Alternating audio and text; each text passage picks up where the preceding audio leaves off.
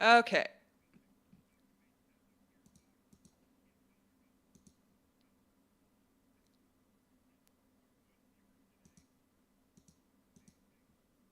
All right. All right. I just need to make sure that I can hear you on my stream.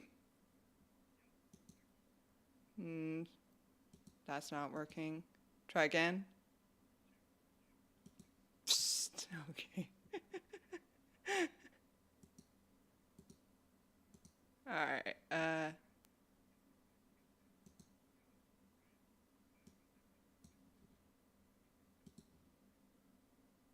All right. We're just gonna do this and then do this, and I bet you it's gonna work now. I lied. That's okay. You can we can continue to talk until I get it working here. Um, all right. So let's go to today in Tolkien. All right. So today is January 13th. And in the Shire Reckoning calendar, this would be the 22nd of after Yule. After Yule being, of course, the month that occurs after the holiday of Yule in the Shire. Um, in Arda, we actually had quite a bit of stuff happening today. So this all happened in the year 3019 of the Third Age. So first off, we have the Fellowship of the Ring that was attacked a second time by a pack of wargs in the early hours of the morning. And then by the time nightfall comes, the Fellowship reaches the west gate of Moria, where the Watcher in the Water attacks them and jams the west gate. This is also where Bill the Pony leaves and where Gollum begins to trail the ring bearer. He picks up the scent of Frodo. Um, so it was a very busy day today in Arda. Um,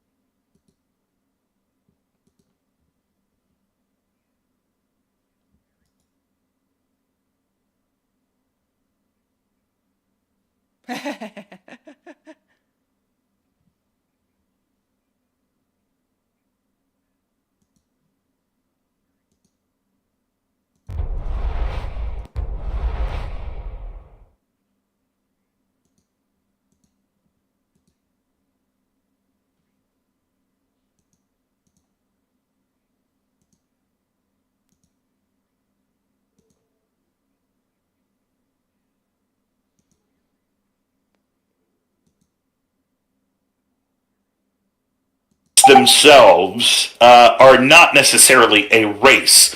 They are the other pieces, and most of what Morgoth and Sauron ultimately did was just take things that were made by Iluvatar and the Valar and things along those lines, and wind up twisting them and malforming them into these evil creatures. And so the wargs themselves might have once been a wolf. Um, but ultimately, it has been twisted by darkness and even made, interestingly, more intelligent. In the books, we actually have wargs that in the books, is crazy to think about. But Tolkien did mention several times that he wanted wargs to be more intelligent and almost intelligent of that of an orc itself. Well, and we see wargs not just in Tolkien's work, but we see it throughout a variety of fantasy settings, and even in like Norse mythology. We see a lot of talk about wargs. So it's not a concept that's I guess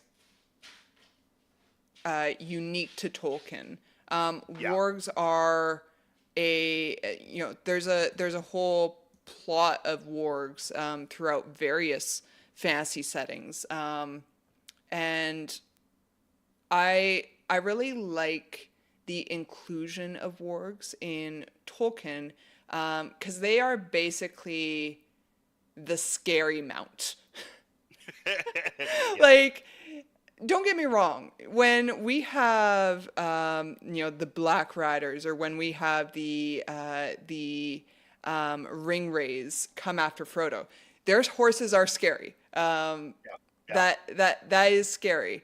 But typically, an evil guy riding a horse does not invoke a sense of fear and dread. But a warg, it is its own beast upon itself, and it Right. is so speaking like tabletop RPG terms. Yeah. It is the difference between having a mount that is just there to walk you around and get you places, and a mount that is aggressive and can be its own enemy and be its own aggressor in a battle. It's dangerous to have your bad guy mounted on top of this warg. It's even more dangerous when you have him dismounted and you have the two of them coming at you. Yeah. And wargs being intelligent and pack hunters, and always kind of on the prowl to destroy. And I think you're exactly right. I think there is a threat level um, that is um, that is heightened, especially when you deal with the fact that these things can run fast, they're bipedal, and they're huge. Yeah. They are like dire wolves, basically. Not bipedal, but quadrupedal. And they are huge, and so yeah, wargs being one of those, definitely those beasties you don't want to see. And I thought Jackson's inclusion of them into the trilogy, into the film trilogy, to have them as a Rohirrim slash warg riders, as kind of them battling against each other, worked pretty well, considering that that the horse lords and the wargs, the mounted combat there was a really nice touch, I think. And that, although I don't know expressly in the book if the warg riders and the Rohirrim ever went toe to toe specifically in the book. That's a great question. I Yeah. can't say I remember. I guess I'm 110. due for my yearly read through of the book series. I know, right? It is a new year. Got to start off on the right foot. But really, it kind of reminds me of like the Battle of Helm's Deep, when thinking about the movie, Peter Jackson's film, when the Rohirrim come down the hill into the sea of enemies, and none of these enemies are mounted. All of them are by their lonesome with their shield and spears and various weapons. And the Rohirrim just like leap over them and just trample them in the film Yep. trilogy. So we get a more dynamic combat when we mount up the orcs and the various other bad guys. Same with like the chase scene of Frodo on his way to Rivendell. Yeah. That chase scene isn't feasible without the ring race being mounted, because if they were on foot, the elf, whether it's Arwen or Arwen or Glorfindel or whoever it is, they just say see ya and take off on their big horse. Totally, 110%. And I think the inclusion. So you have several, and I hate to put it this way, although if you just think like real time strategy wise in a game, you've got your mounts and your heavy cavalry on one side, and then the other. For every eagle. For every giant eagle that Tolkien has set up, the Gwahir and such, you also have the fell beasts of the Nazgul, and so there are a lot of those. There are a lot of those beasts on both sides. That if you look on the side of Morgoth and Sauron, the ones that have been twisted and changed into something horrible, but you have those things that were originally released into Middle Earth during the singing of the First of Arda. I was just about to say, like, it is the dark reflection, Morgoth's dark reflection of Iluvatar's vision. For every pop song that Iluvatar came in, Morgoth was like, let's have a screamo song. Totally. Let's have a goth song for every beautiful melody. I loved. And now we're talking about that. I know I'm being ADHD and we're jumping. Yeah, no, it's okay. We're excited. Everyone's excited. Join the conversation chat. Join the conversation, guys. But part of the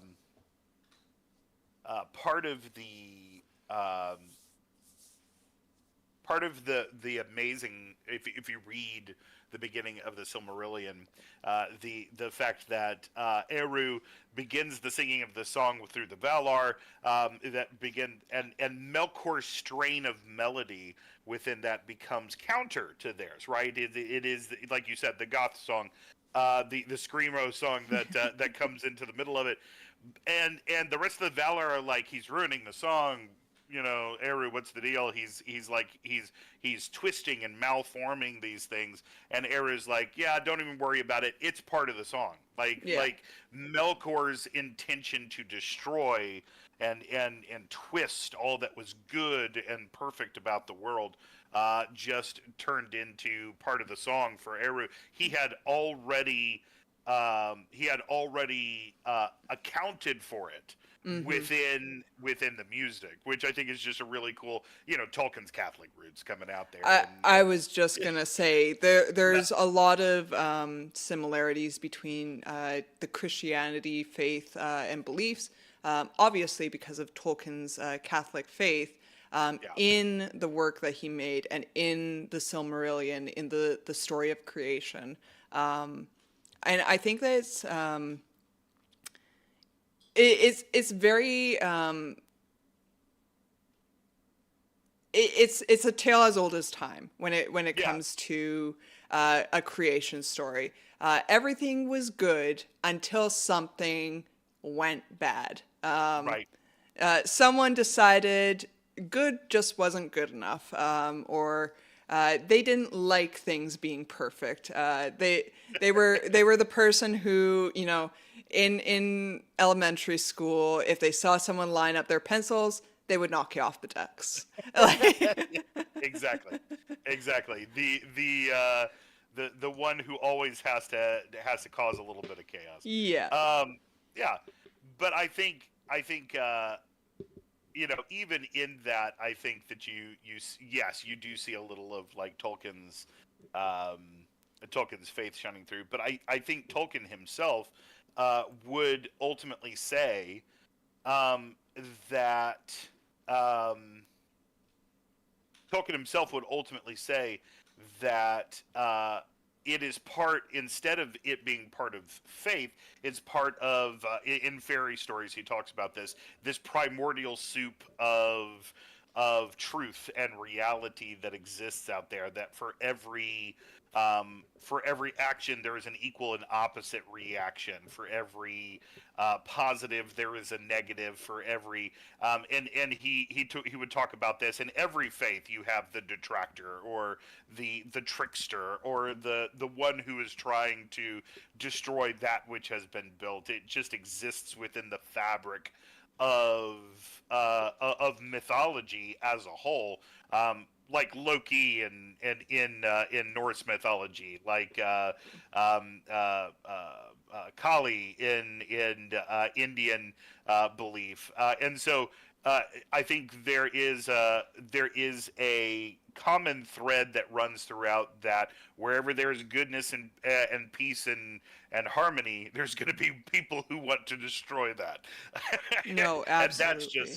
that's just part of the human condition. So we have these wargs, these horrible creations that are meant to sort of equal the goodness of this line of horsemen, and their creations. Hey, Trollsy, welcome on in. Appreciate you.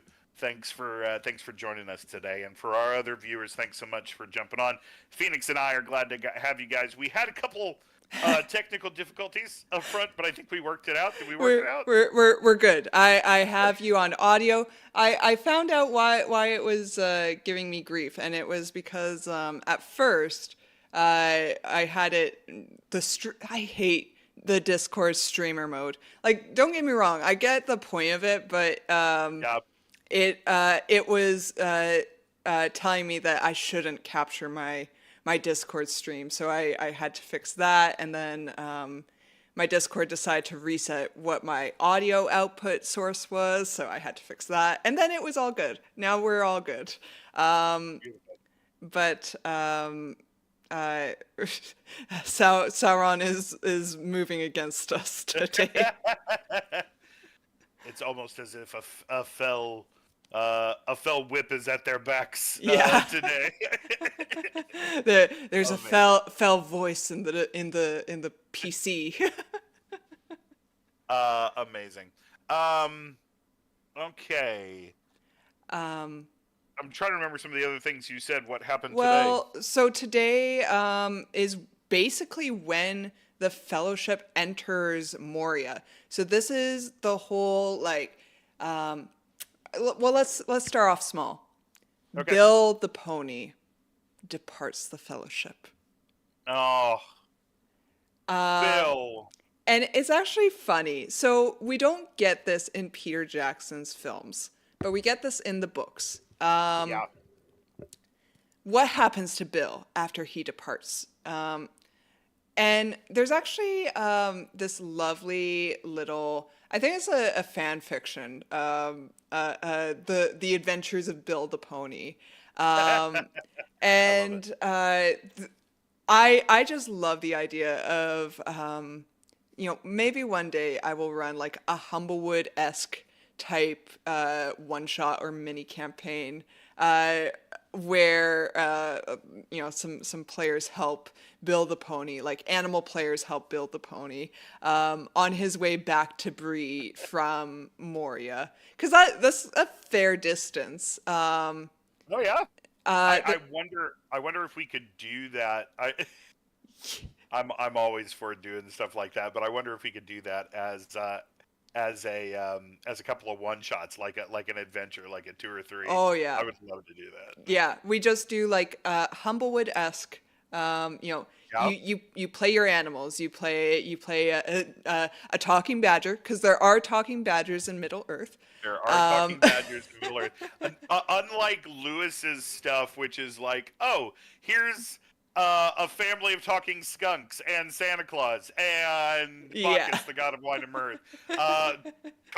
Tolkien was a little more reserved with some of that stuff, but Yeah. they still exist. Yeah, they still exist, and they would be on this side of the Misty Mountains, which is, but I digress. So there's a whole I guess a question of what happens to Bill the Pony, which maybe now we'll explore in a one shot. Yeah. But Bill eventually does make it back to Bree, and on the Fellowship's return, or sorry, I shouldn't say the Fellowship's return, on Sam's return through back to the Shire, they do stop in Bree where he is reunited with Bill the Pony. And yes, I forgot about that. here's the glorious end to Bill's story. Okay, here's the glorious justice to Bill the Pony's story. When what's his name? What's the creepy guy's name from Bill's former owner? Is it Bill too? Oh, I don't remember, but I know who you're talking about. Wait. Now I need to Google. Yeah, now we got to Google that. Bill Ferny. Bill Ferny. Bill Ferny. Yeah, Bill and Bill. Bill the Pony and Bill Ferny. So Bill Ferny gives Sam the key to the gate to exit out of Bree. And Bill the Pony kicks Bill Ferny. Just like he is getting his justice. He's like, I am a strong, unique horse. I have grown since I have a strong, independent horse. I don't need no Bill Ferny. Amazing. And Bill continues on with Sam, and Bill actually ends up being Sam's horse and is the horse that he rode to the Grey Havens to say goodbye to Frodo. I remember. So Bill gets his happy ending. Bill the Pony. Bill gets his day. Yeah, he gets his day. But I just love that for Bill the Pony. Good old Bill. Trollsy, by the way, over here says typical humans blaming a nice elven dude for their streaming problems. He's talking about us. Well, I just want to say if the shoe fits. Right. If the crown of despair fits, then. God, yeah. Yeah. Sorry, I was fixing something for the live thing here. Okay. No, go away. I don't want you. Okay. So, okay, I guess. No, not you. Something else entirely. I was pulling up some stuff on the website for what happens today. So also yes, and they reach the at that same thing. They send Bill the Pony home, and they also reach the West Gate of Moria. Yes. This is where the Watcher comes in, and some other amazing stuff that happens here. Well, and let's just talk about the West Gate of Moria for a second. Let's do. So the West Gate of Moria was a collaborative project, we'll say. Yes. Between the dwarves and the elves. Yeah, and there are 3 symbols at the top of the door, and these represent Celebrimbor, Right. Durin, and Narvi, who was what was he? He was like a dwarven craftsman, I believe. Yeah, he was like the Celebrimbor's not second in command, but he was definitely a sort of he was a craftsman. Celebrimbor was more of the artist on this. He was the one who produced the materials and the stonecraft and those kind of things. Yep. Yeah, and so this is actually Celebrimbor and Narvi, if I remember correctly, were basically best friends. Yeah.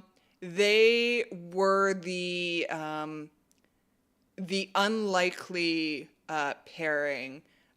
Despite all the history between the dwarves and the elves, they were they were friends, and it makes sense. They were both craftsmen and artists of their own in their own ways. Yeah. They they did, just had an unlikely friendship, and it kind of mirrors the friendship that we see later on in the Third Age with Gimli and Legolas. Yeah. Yeah. They really paved the way for future friendship between elves and dwarves. Yeah, and makes the difficulty between elves and dwarves a little bit more pronounced when you're like, hey, look at the cool things that happened when dwarves and elves worked together, right? Look at the beauty that can come of this relationship. But then, again and again, there's that diciness of the relationship between the dwarves and the elves and those types of things. And so there's distrust that goes both ways. There's frustrations of difficulties that go both ways. We're going to talk, actually, I think, a little bit about some of that a little later on today. We've got some dwarvish stuff that we're going to jump into. But yeah, definitely a beautiful, the Doors of Durin being that those beautiful pieces of what was created between that relationship. And the thing I like, so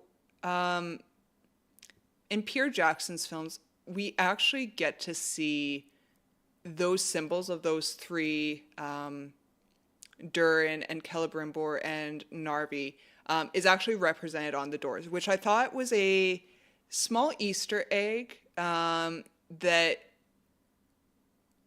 was basically for Peter Jackson to say we need to include this was just Yeah. great. Chef's kiss. I think that it reinstilled even most people who watch the movie will not know what those are. They'll just be like, oh, they put weird swirls and that kind of stuff on the door. Yeah. It is just mumbo jumbo Hollywood magic fantasy stuff. But to pay attention to the details, to have that exist for those of us who are Tolkien enthusiasts and who eventually, I like to think that eventually everyone does get to a point where they want to explore more of the Tolkien universe. Right. And things like that speckled into the story, even though it doesn't add to the actual story that's told in Peter Jackson's films, it's something that piques the curiosity of viewers, and then maybe eventually they will reach out and read some of the other Tolkien books, Unfinished Tales and the Silmarillion, if you are brave enough to do it. I will say I've never made it to the end of Silmarillion. It's quite a daunting prospect. The Silmarillion is it's kind of like reading your way all the way through a specific people's scriptures. Like it is definitely a trial of pulling all of that together. Well, and it's I was talking about this with someone actually at your before your session 0 last week. Yeah. Is like reading the book of Genesis. Yeah. It very And much is. the book of Genesis was not my favorite book to read. Yeah, I think not Exodus, but Leviticus. I think was the one which I know some individuals on this stream have definitely had to read through. So, but yeah, it is. There are moments where it definitely is a slog, and there's a lot of names kind of take into consideration and remember and those kind of things. Yeah. Even reading through the Fall of Gondolin is a little heavy for me at times because of so many individuals that are a part of sort of the story. But that was Tolkien's deal. He wasn't writing a novella. He was writing an epic saga and creating entire cultures and things along those lines. Well, and it's kind of akin to the way his brain worked because he wrote the entire language, uh, like the Elven language, and then was like, Right. let's make a book out of this. Yeah, he is like, I need an excuse of why this language exists. Here's my fanfic of my own language. Yeah. What a mensch. Trollsy says, question, so what if Sauron wrote or read weird niche fanfics? What would it be a fanfic of, and what genre would it be? Oh. Uh, what would it be? Twilight. It would definitely be Twilight. I like to imagine that Sauron reads a lot of like rom-coms because he doesn't get a lot of that in his own life. So he probably he's the piner. He's looking that. for they were at the inn and there was one bedroom left and there was only one bed.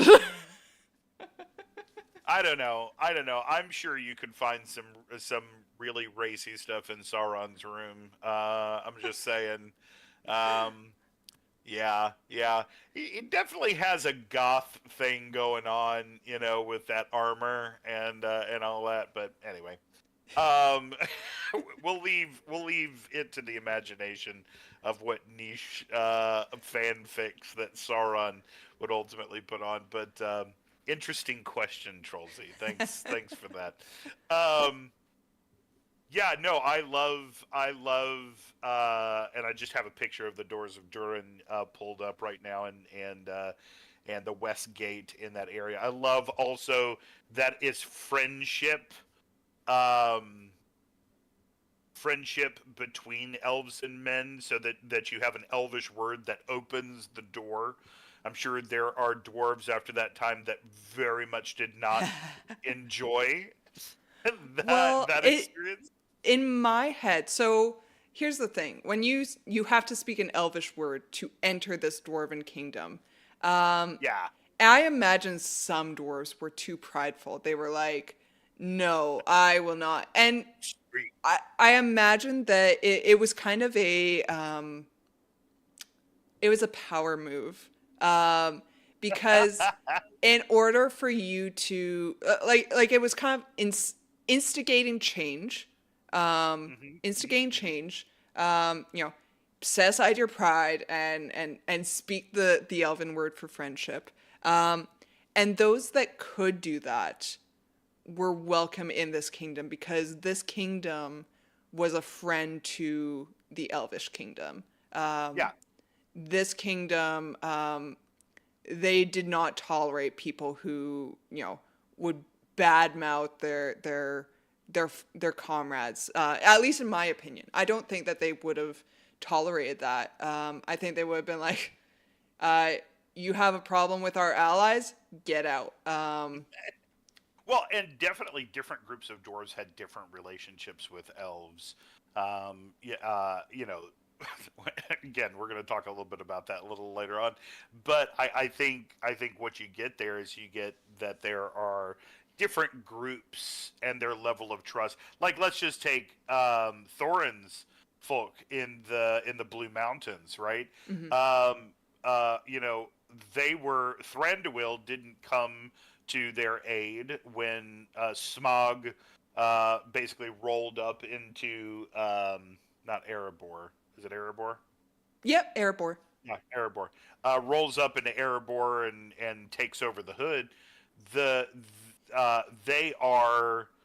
feel displaced and a distrust. It is a little bit more exaggerated, I think. Well, I mean, they do go to fight with them, so there is that. Well, it's kind of a war that happens. Yeah, there's some small battle, I think, a skirmish. There's a, but yeah, very interesting, good stuff.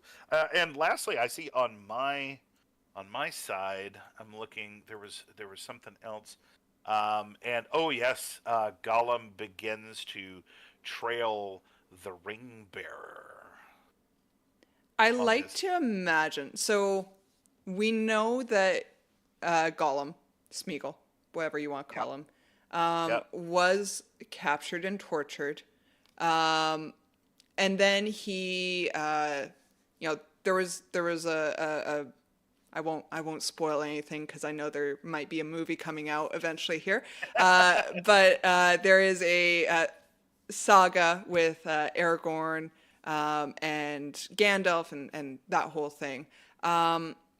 But afterwards, I like to imagine that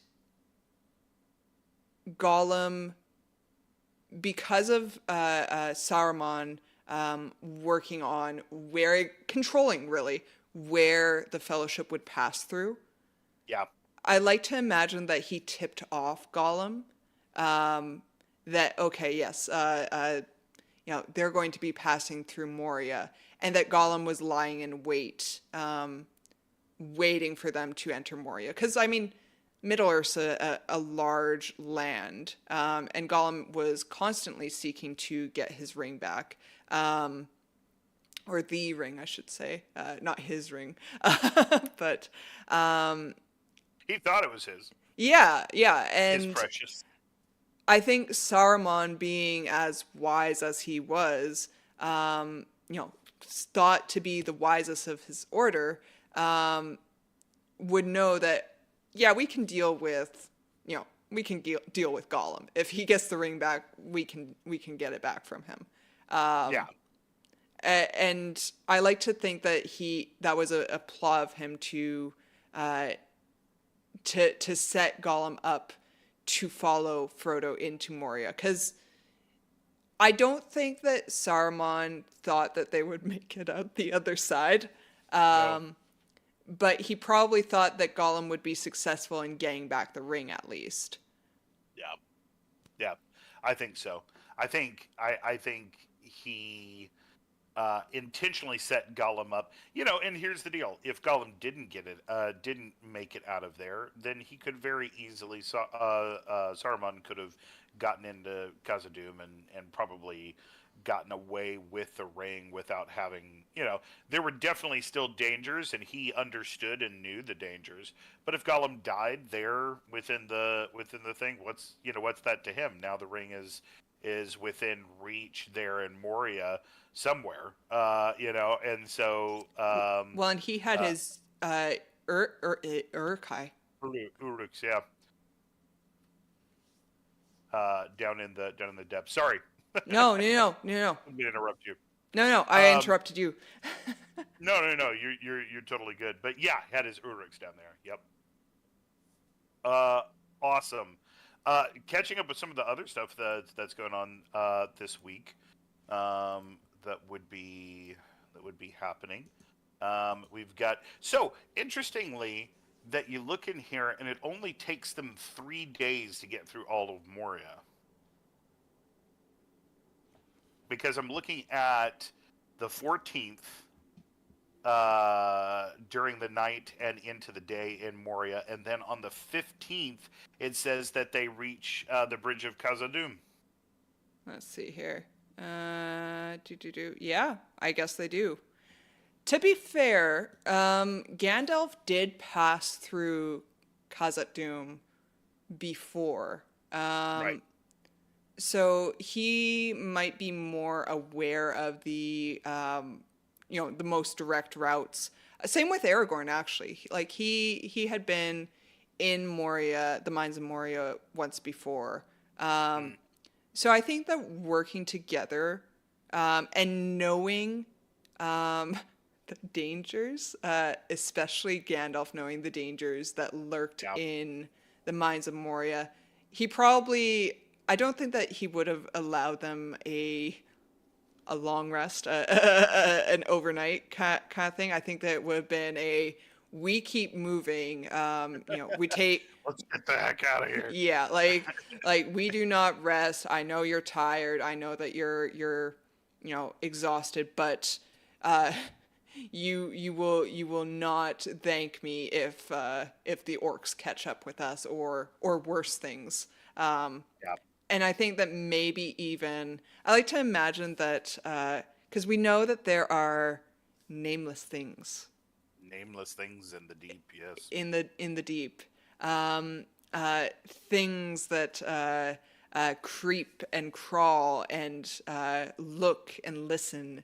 And I like to imagine that even if they would have rested, Yeah. the airy presence of all this darkness and evil, I think, would weigh on them and give them an unsettled feeling and maybe push them to continue through Moria quickly. Yeah. Yeah. And then, of course, this Thursday is we celebrate the passing. Not celebrate. We remember the passing of Christopher Tolkien in 2020. So this would have been.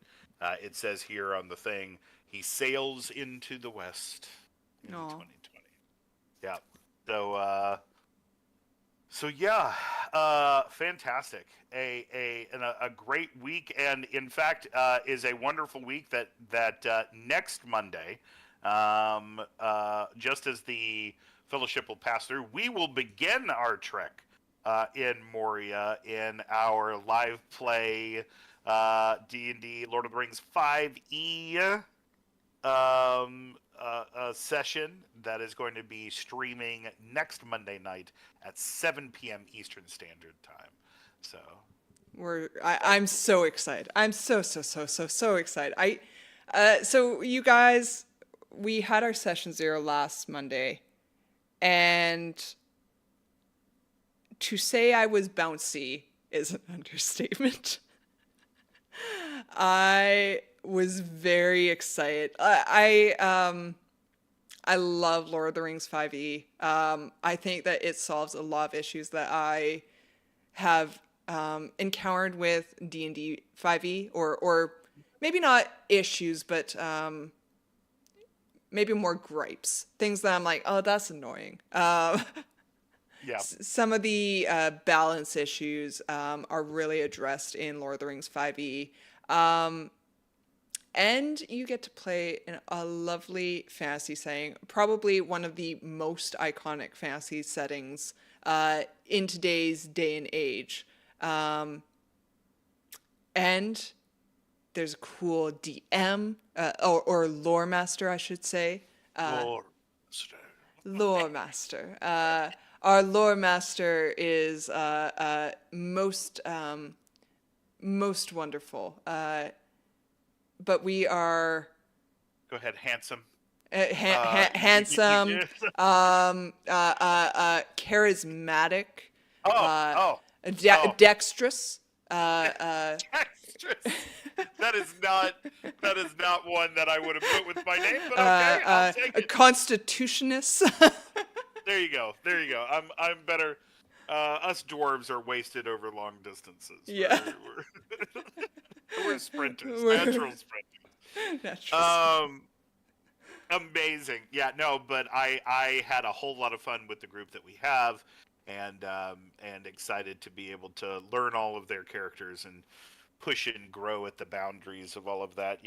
It's going to take some of them some time to sort of move away from from D&D, which is sort of the caricaturized Lord of the Rings, back into this world has fabric and space to it that Tolkien desired. Trollsy asked an interesting question. What do you think Gollum's favorite burger is? I was going to go with sort of a fish tartare with extra bones. What It's a human baby burger. Oh, He would have loved A&W, like the Mama Burger, the like the pop-up. Like he'd be like, great, more humans. More humans. Yeah. Oh, apparently there is a something happening behind me. There's a lot of activity going on right behind my curtain right now. So please excuse all the noise that's currently coming through. But yeah, most 100% it would have been human Yeah, human burgers. Yeah. human burger. Um. No, no He's lettuce, no potatoes. just the human. You know what? He might have liked tomato. Are you saying that tomatoes are bad? Was that the Juicy, juice, juicy? No, juicy Denethor would be the tomato tomato fiend. tomato burger. But I think raw and juicy tomato's the only thing that comes to my mind. Give it to us raw. I will say, it speaks specifically in the books about how he doesn't like to he doesn't like to eat orc anymore because orc is nasty, right? And so he eats fish because there's fish in the pool, but he longs for the flesh of of other beings, and so yeah, he's nasty. He's a nasty little guy, isn't he? It's funny. Or I recently saw a meme that was like, people. It talked about people who are less familiar with the books, seeing Gollum or Smeagol and saying, "Oh, he's just misunderstood. He's really good down at the heart of it." And it was like, a person trying to tell them, or trying to figure out how to tell them that he ate human babies. Yeah. Yes. Yeah. No. Ugh. Yeah. It's not great. It literally says that. Um. I think some of the interesting part of Gollum, and in the movies they did try to like make it more like they tried to give a human side to him. They tried to help us to sort of um uh Empathize. empathize, right? But we have to remember it was not Bilbo's empathy, it was Bilbo's pity Yeah. on this thing. It's wretchedness, it's complete wretchedness that actually saved the day. Partly because um he had experienced this split of personalities between he called himself Gollum, but it was for a third person. This thing was far gone before they ever encountered it, Yeah. right? Its mind twisted by the ring, but um Denethor's tomato still haunts me, Dr. Mange says. Us too, As it bud. should. As it should. Us too. I still can't eat a cherry tomato without being like, ugh. Yeah. Um, Drolsey says raw with juicy tomato, no cheese or anything. No, I think he would have thought that cheese got in the way. Yeah, I Yeah. would agree. Like he Yeah. he wasn't a big fan, when Sam made him potato stew. He Yeah. was like, "No, you're ruining it," and Mhm. he didn't like spices or excess. I don't think he would have liked any condiments. Mm-mm. Mm-mm. He just Certainly, wanted to get it from its thing into his belly. yeah. Yeah. Yeah, no goodness about it. So no, Charlesy, no good juicy medium well burgers for Gollum. Now, if you Um ask me, I would love a cheeseburger. oh god. Right now actually Yeah. would enjoy one. Um All right, we're gonna take a break so that we can go. Hey guys, we're gonna take a little bit of a break. But yeah, by the way, if you need to take a break at all, just let me know on chat or something like that. Phoenix. We will see. My baby is awake, but he is content. He's just Yep. playing. So we'll see if he just plays back to sleep, or if he decides that I need to go uh, uh, let help him get back to sleep. Yeah, I love it. Okay. Yeah, that seems to be like it for the week. In terms of dates, um, would you like to jump in? I would like. Let me. Can I talk about some Lord of the Rings news? Oh Some yeah, current media news. yes, please do. Okay, fantastic. We of course, like we just said, War of the Rohirrim is definitely out in other countries in terms of streaming. I think they're waiting for more of a grand release here. And we've got some movies, we've got some games coming up in the near future. I'm interested. I'm interested in what the effects of War of the Rohirrim, what effects those are going to have on the movies, because they were basically using War of the Rohirrim as a um, as a tester to see if the market would bear up with new Lord of the Rings movies, and it didn't do that great. No. Um, Uh, yeah, go ahead. I so here's the thing. It is a new media, a new type of media, I should say, to Lord of the Rings universe. As the like between like TV and movie, like more visual media. Anime is brand new. Like we've had animated, but anime is its own specific type of animation style. And it's a very niche market. The people who like anime, they like their anime. That's Yeah, a very specific market. And the people who like Lord of the Rings are a very specific market. And the number of right. people who like both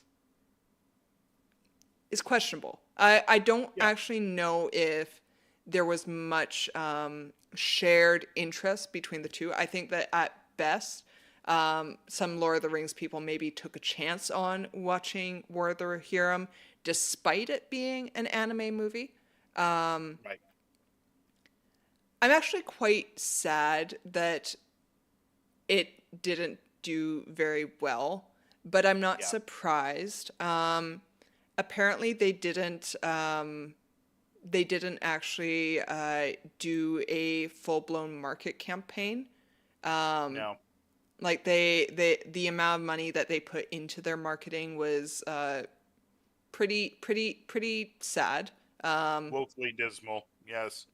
It it wasn't what anime typically gets, or I should say, what a major motion picture would typically get Yeah.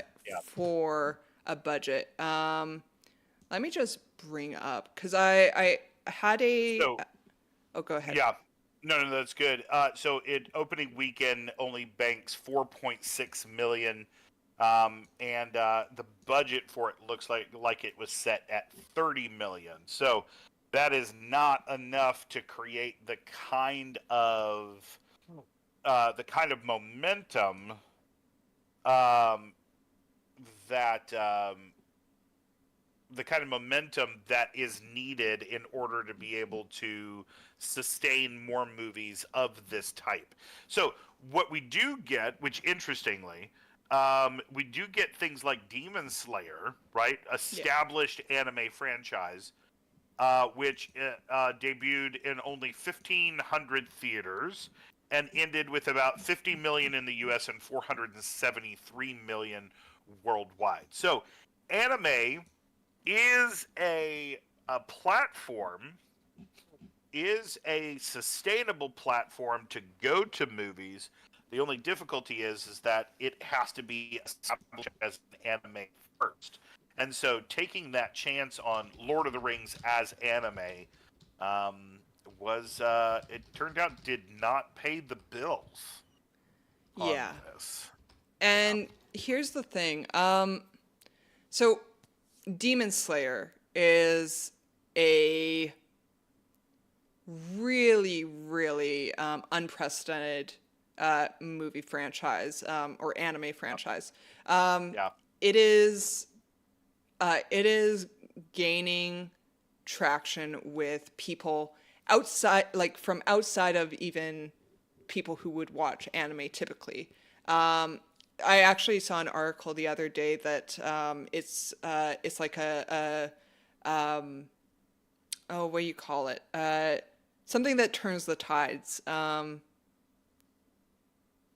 game changer. Yeah, like Game it's a game changer for the anime Yeah. universe. Yeah. I don't know that it's fair to compare World of Rohirrim to Demon Slayer because for those of us, so I do watch Demon Slayer myself. Yeah. And when they released the movie, it's basically a collection of all the episodes that are upcoming in the season ahead of the episodes coming out. So it's basically you get to see everything happen before everyone else gets to see it happen. Right. So it's that kind of exclusive viewing of the information or of the material ahead of everyone else. War of the Rohirrim does not have that going for it. Like it doesn't have like a TV series dedicated to it. It Yeah. doesn't have. It And it doesn't. couldn't live off the laurels of a movie that was created 20 years ago. Yeah, yeah, Yeah. exactly. And it would be one thing if Lord of the Rings had always been like an animated series. I know we did have the was it 1978 that we had animated Lord of the Rings. Someday I need to watch that on stream because that is just an absolutely wild, wild. Well done for the time frame, but just a wild anime. But it is rough. So I'm just looking here. It looks like. Oh no, never mind. Uh, I was going to try and share some statistics that I found on War of the Rohirrim, but it doesn't look like I have the right one, so I won't put false info into the world. Trollsy says animes are different than regular shows. Animes can go on years before becoming popular. A regular show that has a short time to get popular doesn't have that advantage. Plus, you don't need any background to watch it. That's very true. I think also animes have going for it that most of them are usually manga and are very popular or very touted manga before it became anime. As to where and the format fits that, like manga is. I know I'm probably going to get skewered for this, but comics, it has the panels, it has the art that goes along with that. So the art style doesn't change much one from the other, as Yeah. opposed to Lord of the Rings, which was a live action fantasy franchise that came from a book that I think only a certain percentage of the population can actually get through. So or choose to get through. I Yeah. think probably that should be the thing there. But yeah, I think you're right. I think it was just a miss in terms of the format. Yeah. And it's sad. I really wish that they had planned the rollout of this a bit better, and given it really the dedication that it deserved, in order to be successful. I think given how stressed the timeline was and how small the production team was, I think that they did a good job, Yeah. with what was afforded to them. I think in that regard it is a success. And I still liked the movie. Like I didn't dislike the movie, but it isn't a massive epic story like we're used to, I guess, in Lord of the Yeah. Rings. Yeah. A sweeping epic. And it definitely took place within a specific time range. Art style can change a lot with time. Plus, unpopular manga doesn't become an anime. If I wanted to watch Lord of the Rings anime, I'd need to know what the fuck is going on in the Lord of the Rings universe to enjoy it. Completely agree. And there is a lot of, but you know, a lot of anime does not hold your hand for much of it, and I think some pieces are just unapologetic. They'll drop you in the middle of the world, won't give you any kind of deal. Now, I think isekai is probably a little bit different because you're basically being reincarnated into a brand new world. So there's a lot of exposition of like, okay, here's the mechanics of this world, and here's how this thing works, and that kind of thing. But yeah, I agree with that. Um, uh, the only thing I know about Lord of the Rings is Sauron likes goth vampire rom coms, and Smeagol's favorite food is People Burger. People burger. There you go. There you go. If you listen to the show long enough, Trolsy, you'll get some interesting information. We will make a Tolkien enthusiast out of you. Don't you worry. I think we should probably do a cooking thing as well. Cooking show. It, Yes. yeah, we could do I the People Burger. People burger. Columns People Burger. We may substitute some things. Just a heads up. So some ingredients can be substituted. Okay, I have an idea, Phoenix. Yes. Let's take a 5-minute break. Yeah. Okay. And when we come back, we'll jump into dwarves. Alrighty. Does that sound good? Yes. With the caveat of baby being okay. Yeah. Baby, I actually think I might need to go feed him to sleep. Okay. All right. Great. So, how about this? How about I'll turn off my video, but I'll leave my stream up on my side of things, and I'll leave it open for you to talk to my stream. But if you want to turn off your video or mute yourself in the meantime, and then just turn it back on when you're ready to go. I will be returning. I just need to feed him sleep because he's not settling. So I will go settle him. Yeah, that sounds perfect. All right, that sounds really good. Guys, we'll be back in about 5 to 7 minutes, and we'll talk about some stuff and get ready. I'll talk about our Lord of the Rings 5e campaign, and where we are currently with that, and then we'll have Phoenix back on to talk about dwarves. Awesome. All right. See you guys shortly. Second, guys.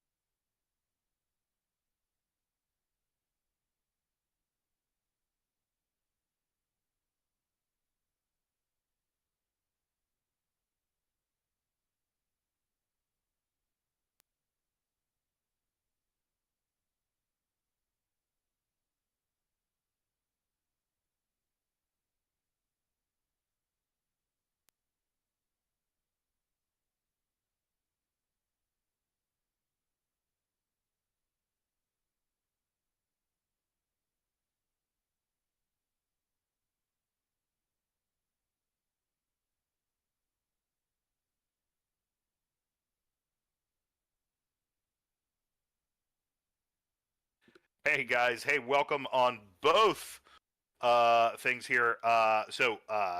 Phoenix is taking a couple minutes to do mom stuff, so we're gonna jump into some quick thoughts about Lord of the Rings, and I want to talk about specifically what do I want to talk? Oh, I want to talk about our campaign that's starting up on Monday nights. So we've got a Lord of the Rings 5e campaign that we're going to be traveling through Moria, and in fact, I would love to show you some of this book that is just absolutely beautiful. If you have never played Lord of the Rings 5e, you have got, excuse me, Lord of the Rings or the One Ring. So they did make Free League Publishing did make um, their own system for Lord of the Rings, and if and it's very intuitive. It's a great design. I love Free League. I love their art style. I love their production quality. They are right up there with all of that. But I personally, so I'm a professional dungeon master. If you're watching me on Phoenix Stream and you've never seen me before, I am enjoying. I've got the 7 o'clock one that Phoenix is in with a couple of other folks, and then I have a 10 o'clock one that I'm trying to get started, or a 10. I think it's either 10 o'clock or 10:30 that I'm currently trying to get started on there as well. And so by the way, when I say I'm trying to get it started, it's because we don't have enough people right now to basically make the session active on start playing. So if you are looking for an adventure to jump into, then do join. We're actually looking for a couple more people for the 7 p.m. one as well. So you can find all of my stuff on TheKindlyCleric.com. And if you're looking to jump into a campaign, I would love to have you guys in. So we've got a 7 and a 10 o'clock. But this is the alt cover for Moria that we are getting ready to roll into. We talked more about Moria a little bit earlier on the stream today. But yeah, I talked about the Doors of Durin, which is specifically this image here. And Free League Publishing does an amazing job. Just the art and the content of these books is amazing, keeping in line and in the spirit of Tolkien and Tolkien's works. But this campaign on Monday nights at 7 p.m. is going to lead us all the way through Moria. And when I say all the way through Moria, it's because they have these maps, these beautiful, beautiful maps. But this maps out the entirety of Moria from one end to the other. And as we just talked about in the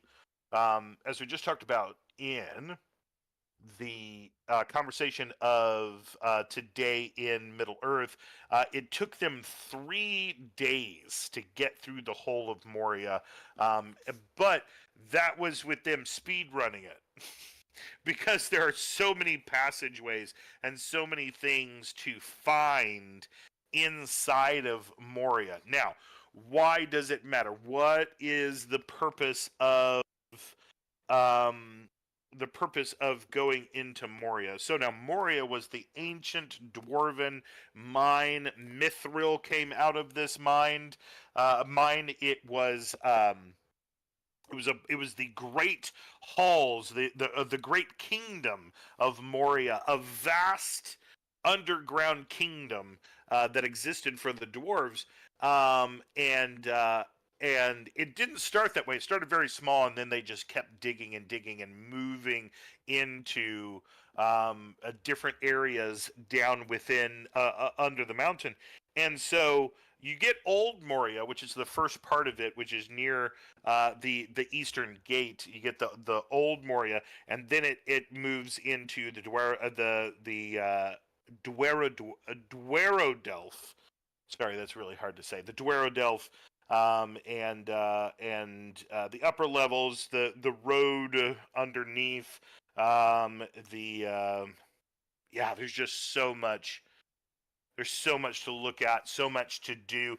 They have sections of this, and there's at least a year's worth of content within this book. I mean, just so much to look at and so much to do, and so much to see. And our company might have some very aligning. Our company on Monday nights might have aligning goals. For the reasons that they would be down within here. Now, the reason that it's so dangerous is because when the dwarves were all defeated under Moria, the goblins and the orcs took over, and existed down in their war bands. And not only that, but there are also nameless things, um, terrors of the deep, and also Durin's Bane, the Balrog that is beneath the mountain. So all of those things are still down there, and you are going to hear us and watch us basically dive into that campaign every other Monday night at 7 p.m. Eastern Standard Time. And we are excited to present it to you guys, and excited. They've got some great characters. In fact, let me pull up some of our cool characters here that I want to introduce you guys to. Oh, I guess I could do it. I guess I could do it over here. Yeah, I definitely could. I definitely could. We'll go to alchemy. So I use alchemy for all of my campaign stuff. It is our VTT that we use at TheKindlyCleric. So I'm gonna pull that up on live screen. Unfortunately, over on unfortunately, you are not going to see anything of interest over on your guys' screen on Phoenix's broadcast. No, I'm not going to. I'm not going to let you see what my password is. Go away. Let's see here. At gmail.com. All my Gmail folks holding it down. To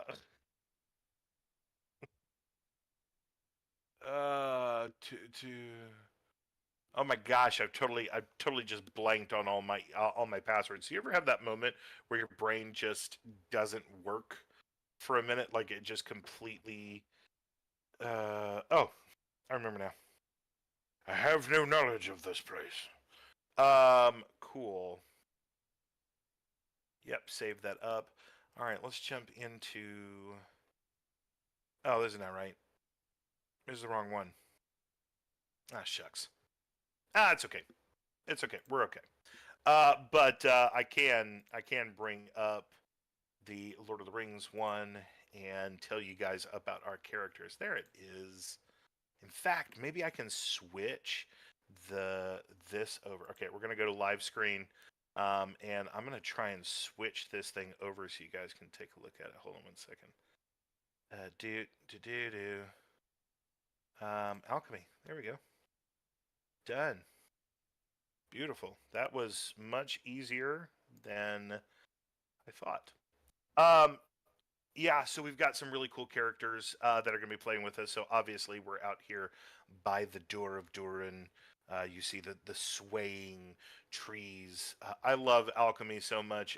People give me a bunch of grief over it, but because it doesn't have a lot of what people want. But it's so beautiful. It is able to really create a scene for you.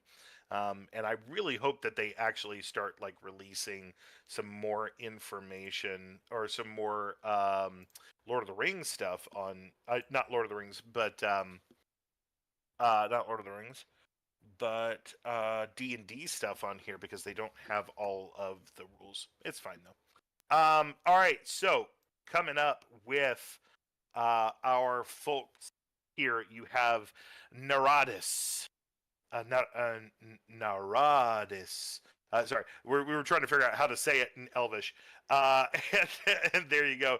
Naradis is a elf scholar who is going to be part of our band. Let's see. I think last week She had gotten herself in trouble as a orc band had passed through a local settlement where she was coming from Linden over towards the Blue Mountains, and there was a little merchant settlement there where the dwarves and the elves would come to sort of barter some of their things, or the humans and the dwarves, I guess, would barter some of their things, and she got herself into some issues there. So you'll be seeing her definitely there. You say the word normally, but whisper and do jazz hands. That's how you say Elvish. That is totally 110%. Yes. Neradis. There you go. Fenric Trickfoot is a level 1 Hobbit Warden, but I just want to say, this does not look like the physique of a Hobbit. A Hobbit, I believe, would be more my physique, which is not actually a physique as much as it is the fact that I like second breakfast.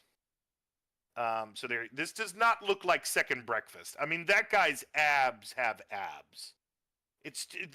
That's too sexy for a Hobbit. That's what I'm saying.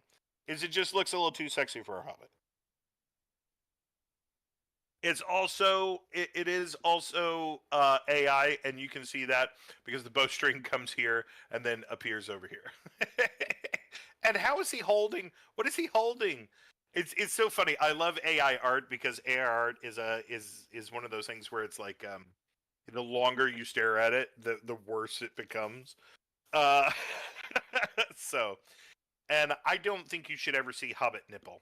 I don't think that should ever be a thing. I'm just saying all the things in Phoenix's stream. When she gets back, she is probably gonna hurt me, but it's okay. You're in safe hands with me, Phoenix's stream. Yeah, I know. Look at the fingers on the right. Right? Like, what is that? What is that? Let's see. One, Alrighty. two, I'm three, back. 4, 5. Sorry, Phoenix. We may be talking over sexy hobbits. Ah! We Which, may be going over. did this perhaps get started because of a certain hobbit in an upcoming game? Yes, this is definitely the certain hobbit in an upcoming game. Yep. I said this does not look like a second breakfast body. No, This is definitely he does have second breakfast, but that second breakfast is raw egg and protein bars. That's exactly what it is. Also, we said you should never see a hobbit's nipple. That should never come up. I would agree. I would agree. I think that that's a fair. I don't actually think hobbits have nipples, to be honest. But they just straight when they're born. They're all right eating potatoes. Yes. And Trollsy, yes, it does have 6 fingers holding that bow. Fenric. Did we get to where Fenric was in session 0? Like how? He was in the Shire. Yeah, he was in the north farthing of the Shire. And he met his mentor. And his mentor was it an elf warden or a Dunedain? No, it was an elf. Adarin. Yes, maybe. That sounds reasonable. Sounds reasonable. Hold on, I have notes. No, I do not have notes. Okay, that'll be for the recap, I guess. But yes, and then he got caught up. There were some wolves that were coming into the Shire, and that is actually where we meet our next character, Senna Took.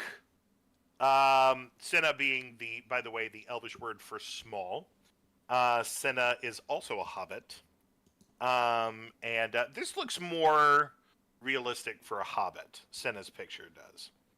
Are you throwing up pictures on the stream? I am. I'm Cool. throwing up pictures on the screen. Cool. Cinna definitely. Do baby hobbits start with big ass feet? Yes, Trollsy.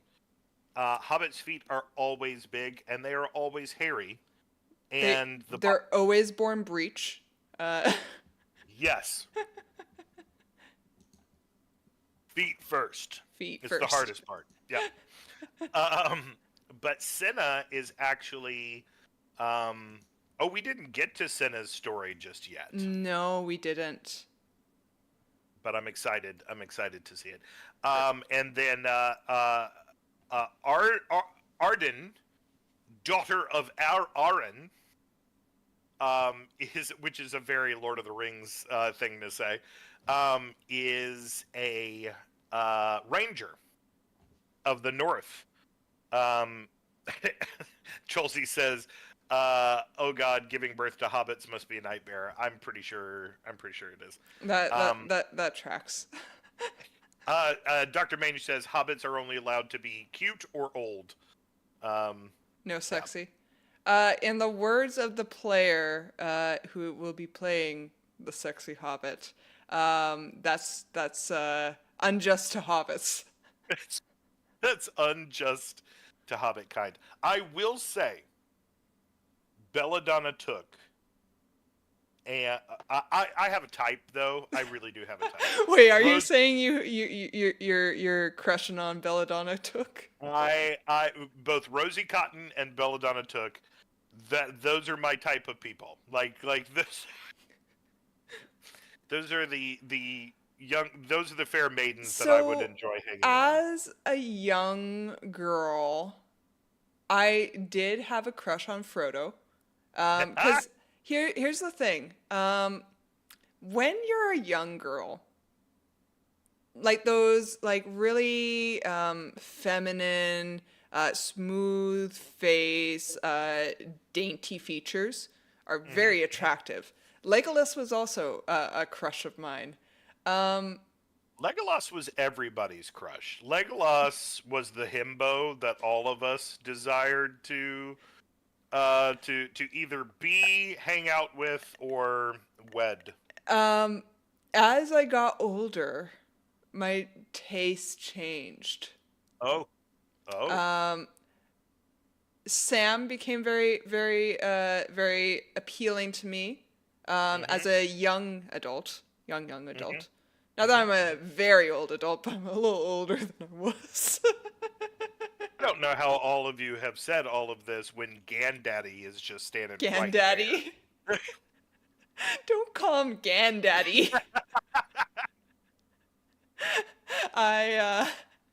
He is a Maya, servant of the sacred flame. Yeah. Anyway. He's 1 in 5. What? Yeah. Of transcendent beings walking amongst us, and you have the gall to call him Gandaddy. Eventually we'll all be gay for Gandalf. That's probably true. I think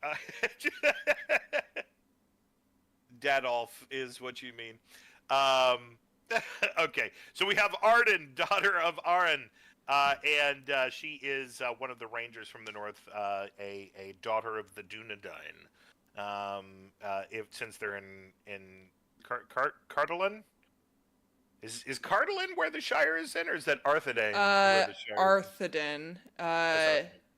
Arthedain is where the Shire is, and is it Cardolan? Yeah, Cardolan is, I think, the one more to the east. Yeah. Closer to the Misty Mountains and like Angmar and that kind of stuff. If I remember correctly. I think so. And just a heads up for our viewers of what we're talking about. So when Arnor fell, they split the land up into 3 parcels, basically, or three realms. Arthedain or Arthedain, Cardolan, and what was the other one? Oh, there's one more. Arthedain, Cardolan, and is it Rue? No. Mordor. Yeah. Yeah. Rhuadar. Yeah. Yeah, that sounds right. If my Yep. brain's working right. Um, I'm gonna say that and then let me just verify on the background here. Where because I there'll be a Tolkien enthusiast out there that will literally crucify us for this. I know. Okay, Um, okay. So there, yeah, Arthedain, Rudar, and Cardlin. okay. Um, Yeah. Yeah. yeah. So I want to preface. I am not a Tolkien scholar. I am a Tolkien enthusiast. We are enthusiasts. I will never know everything there is to know about Lord of the Rings, but I am a willing learner. Magic says I think I threw up in my mouth a little. About Gandalf or Yeah, Gandaddy. Gandaddy. I said I'm not into gilfs. Ew, ew. Yeah, no. Yeah, no. You know what though? If you decide to gold dig Gandalf, because actually, gold digging Gimli would be the natural choice for gold digging. oh yeah. Well, Gimli becomes a lord He does. after the War of the Ring. Yes. He becomes a lord. So you know, get on that, dwarf ladies. Dwarven females. You and your beards. I love dwarven lady beards. I think that's fantastic. I like my woman with some facial hair. Okay, so Arden Little hair on her chin. Yeah, a little hair on her chin. So this conversation. This is not your normal fare, Phoenix, and I'm so very sorry. I'm so very sorry for it. What? I'm sorry that I have declassed your channel. Please forgive me. Declassed. I believe we are on the same level right now. It's okay. We're vibing. It is a vibe. But Arden comes in with her father, who is a ranger, and into the Shire, and kind of saves Finnick's rear end a little bit at the beginning of this. So that's Arden. And then, last but not least, is Tora. Do you want to tell him a little bit about Tora? Yeah. So Tora is she is a dwarven woman of the Iron Hills. Yes. Tora, daughter of Torbera, Thunder Bear, daughter of oh God, what did I say her grandmother's name was? Let me make sure I've got the right name. Daughter to Thel, daughter to Hala, and Hala. So here's a little bit of dwarven lore for you guys. Okay. Way back when Erebor fell, Yes. one of the times that Erebor fell, because it fell twice. Just keep losing that one. Yeah. So when Erebor fell, the dwarves from Erebor moved to the Grey Mountains, which map-wise, so if we say that the Misty Mountains run like this, the Grey Mountains are like the cap to the T. They're right on top of the Misty Mountains like that, and they kind of form like a over arc to the to Erebor. So the Grey Mountains is where a bunch of Durin's folk fled to after Erebor fell. And they lived in the Grey Mountains for a while. But the Grey Mountains are bordering on a desolate winter wasteland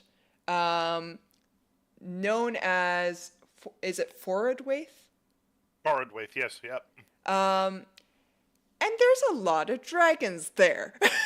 A lot of dragons there. And the dragons terrorized the dwarves of the Grey Mountains for a while. There was a whole thing called the War of the Dwarves and Dragons, and the lord of the Grey Mountains at the time actually fell to I think it was a cold drake, Yep. outside of the halls of the dwarves in the Grey Mountains. Yep.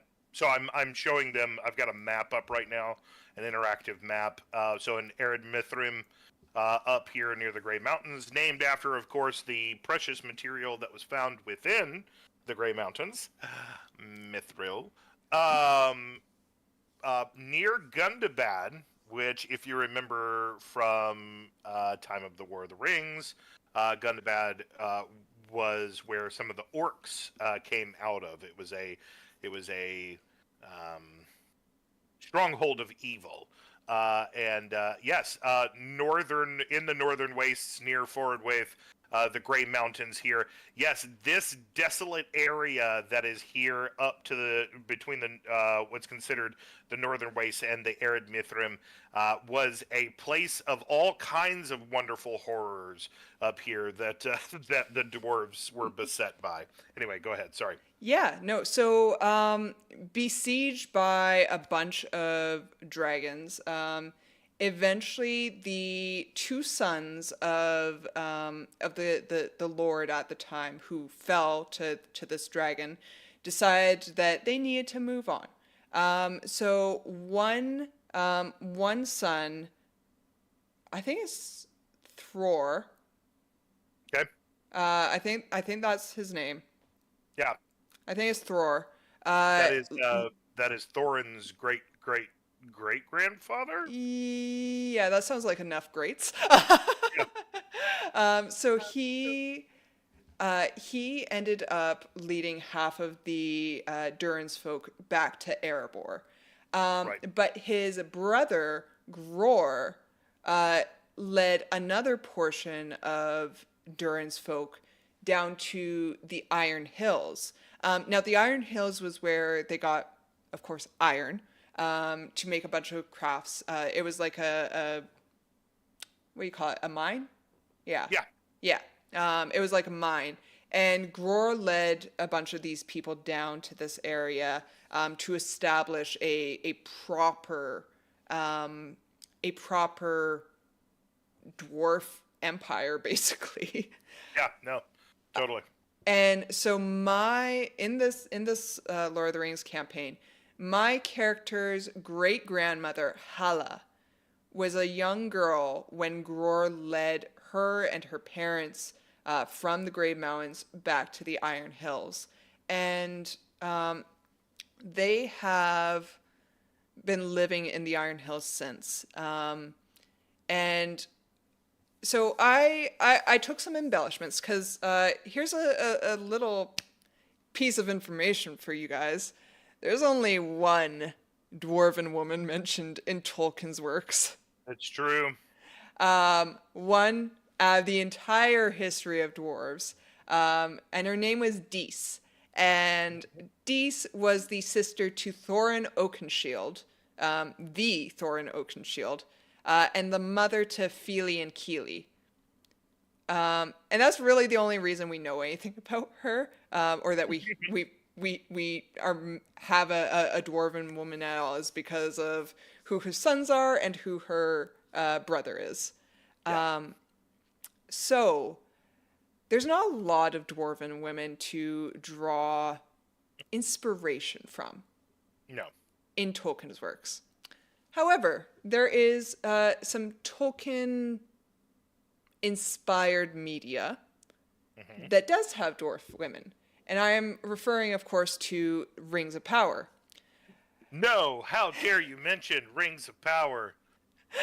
I'm a big fan, actually, of Rings of Power. I know that it is not everyone's cup of tea, but I like this particular flavor of tea.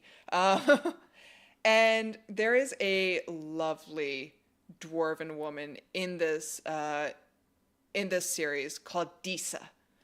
Yeah. And she is badass. Disa is, like, when I imagined a dwarven woman, it was Disa. Like Disa with the power and not only the wisdom, but the gall, the sheer, she has some fur on her chin. She's not afraid to stand up to the king, to stand up to the prince, or the prince being her husband. Yep. She's not afraid to be like, you guys are being stupid.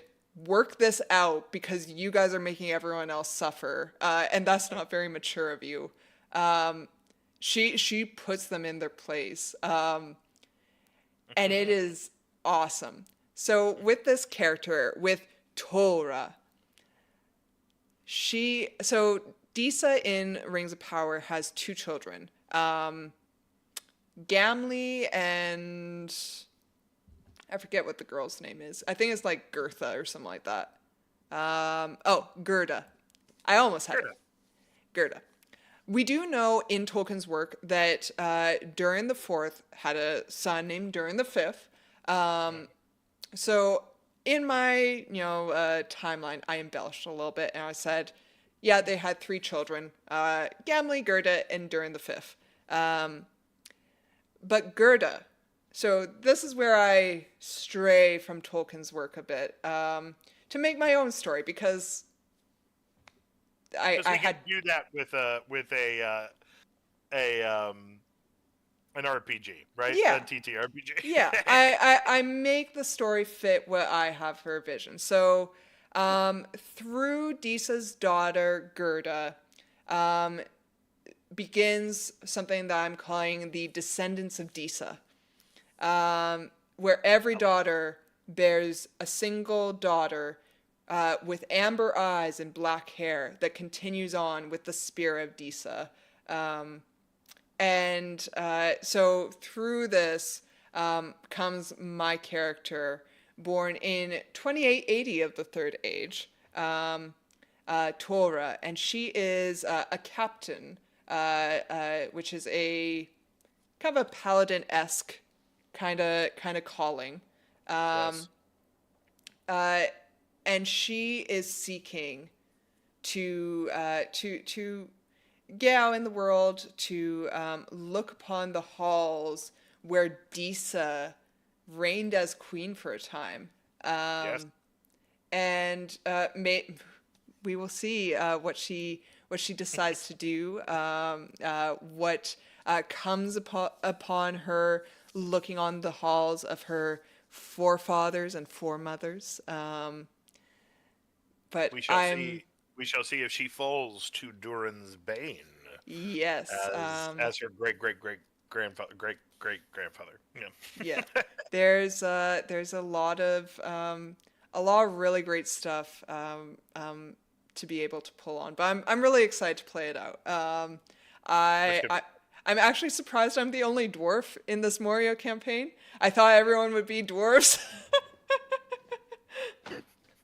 I'm not complaining. Don't get me wrong. But I kind of thought we were going to have a little. You're holding the ship down. Yeah. But yeah, no, I love it.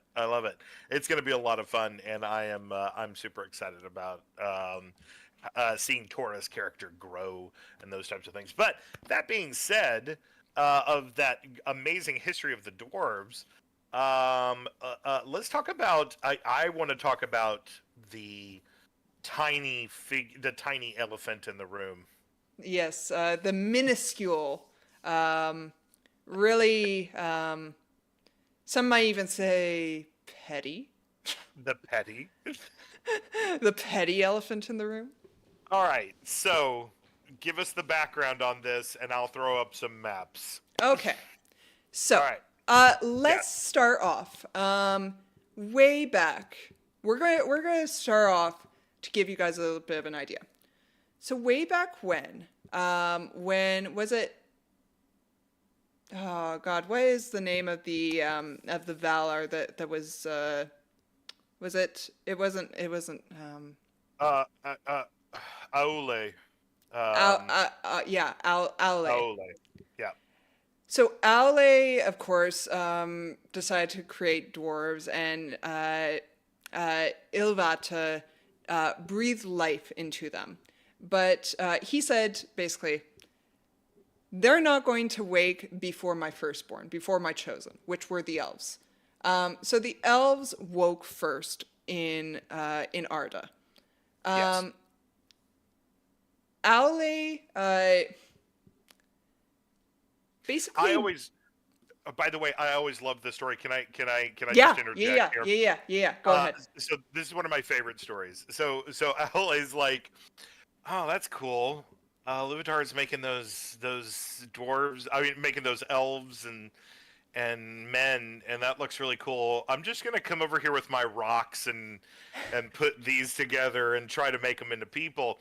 And Iluvatar comes over and goes, "Hey, bud, what you doing?" And he's like, "I've got these people that I've made, but I can't make them like live. Like they don't have souls and stuff." And so Iluvatar's like, "Okay, that's cool. Well, good try. We'll make them living." So he like basically gives them life in the midst here. Like Melkor's trying to destroy stuff over here, and Iluvatar realizes that Aole is not like intentionally being destructive. He's just curious. Like Yeah. like he wants to have. He is the child who's Yeah. trying to mimic what his dad's doing. He's Yeah. like, I want to be like dad. Right? So sure enough, they're given the sacred flame, and there you go. The rock people that basically become the dwarves, and the dwarves recognize Aule as their creator, progenitor, in many ways. And so, yeah. Anyway, sorry. Yeah. You go. You take. And Aule basically set them into a variety of different mountain ranges where they would be where they would be birthed. So they were literally born from the rock at the mountains. Yeah. They are they are mountain folk. Yes.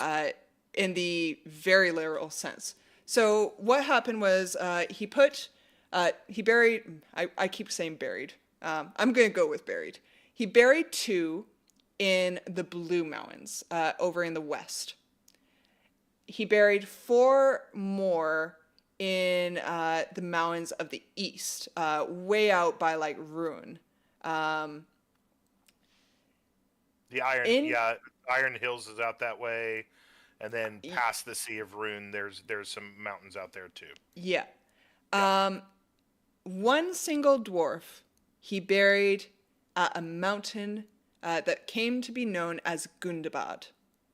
That is north in the arid Mithrim near the Grey Mountains. Yeah. And this became a very sacred mountain to the dwarves. For reasons that will become apparent, I'm sure, to everyone.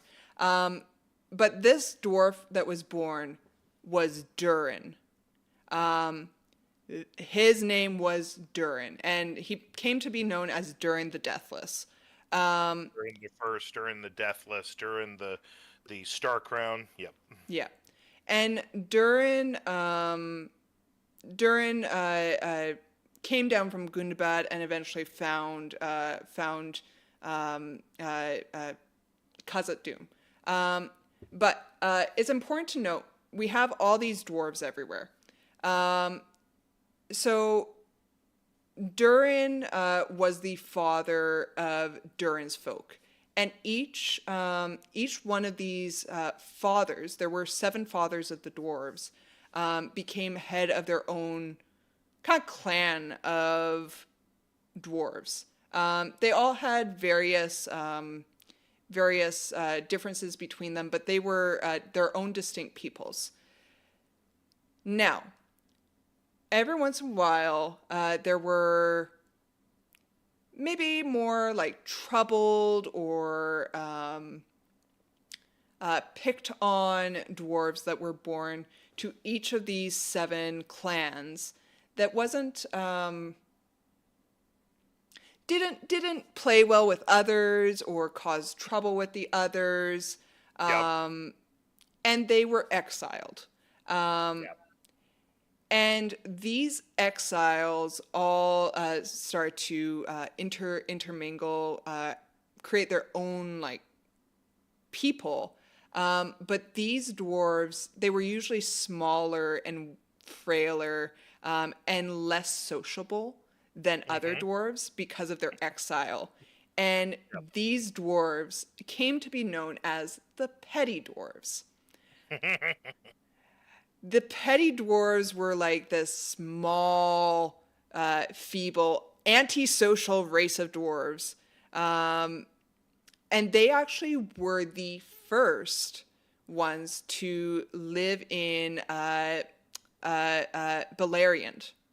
Yeah. So Beleriand, being a place that now doesn't exist in Middle Earth, is sunk to the bottom of the ocean. Yeah. But Beleriand, so these petty dwarves lived out here, and they were their own people. They did their own thing, and then the elves came. David, would you like to talk a little bit about what happened with the elves? Well, so as we know, elves are, what are they? They're not. It's not that elves are snobbish or that they think themselves better than everybody else. It's that they actually are better than everybody else. Oh, I see how it is. I see Well, how I mean, come on. When you were born, when you were the first to see starlight, when you're literally born of stardust, onto the earth, and Iluvatar himself is like, these are my people, and I shall Yeah, have the. these I are don't my know why. chosen firstborn, and Right, exactly. Like, they're just kind of better than everybody else. Ask the Numenor, they know.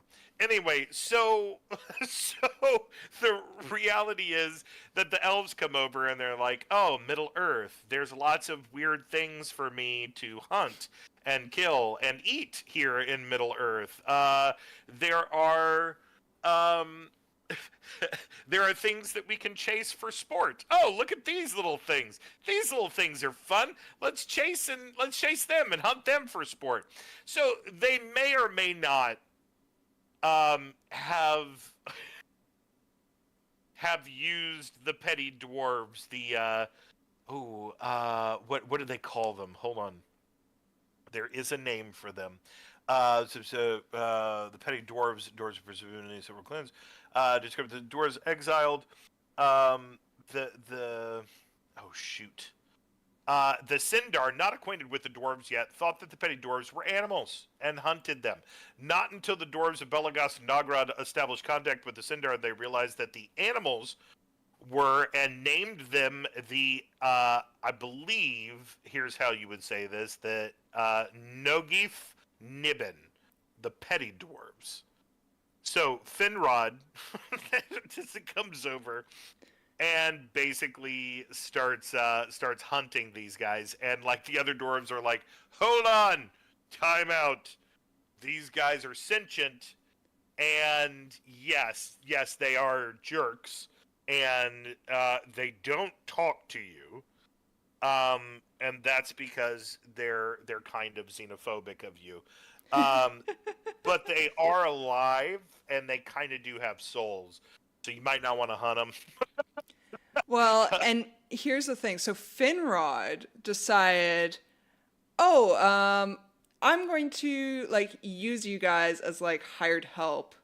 Oh yeah, that's right. Okay, yeah, you can tell that. That's No, fine. he used them as hired help, and they built, what was it called? It was, if I remember correctly, Billy Margrond. sorry, Nargothrond. Nargothrond. Thank you. Yes, yeah. Yeah. So he got them to build Nargothrond, and he did not have respect for them, or he was just like, yeah, come in and help me. And if I remember correctly, he planned to betray them Yeah. or undermine them. But Yeah, well, then he was pretending friendship with them, and he was basically going to be like, "Okay, you're done. Get out," kind of thing. yeah, like Yeah. he didn't see them as worthy of being compensated or acknowledged or anything like that. Yeah. But then and this is kind of a gray area because yes, Finrod did intend to betray them or undermine them. Yeah. But there was one petty dwarf, actually the last petty dwarf. He Mim. became Mim.